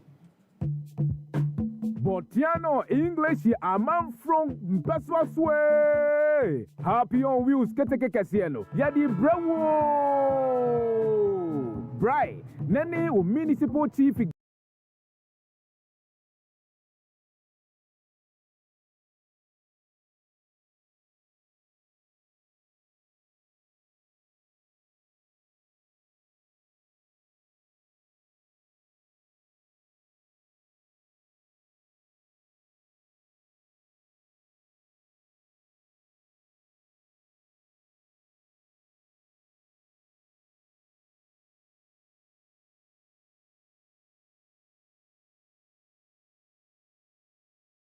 I want new Botiano. Name for Happy on Wheels. And from Railway. Bra, near Ninkomo, I from Punto, and Nkoso. Bra, near Kansamwa, a former in one. Sajumadi, Pia anyone new one free. Kayo, Sajumadi and Bacoso, our forecourt of Las Vegas Leisure Center at New Botiano, our Botiano English Amanfro constituency. Yawada, 25th of July, 2024, 1 p.m. to 5 p.m. Be there, be heard. Happy on Wheels, your voice, your power. Happy FM, Nimdie, Happy FM, and Nijenkwa. Happy FM 98.9. Get ready to soar the skies of Rwanda. Business in Kigali, shopping in Johannesburg, or a vacation in Paris. Experience our vast destination network and proud fleet and award-winning service. Whether you are a new traveler or planning your next escape, Rwanda guarantees unmatched comfort and a sky-spanning network. Book your next flight today at rwandair.com or reach us via email at sales.accra@rwandair.com. Call us at +233 0598 760 645 or +233 0598 797 194 or visit your nearest travel agents. Rwanda, fly the dream of Africa.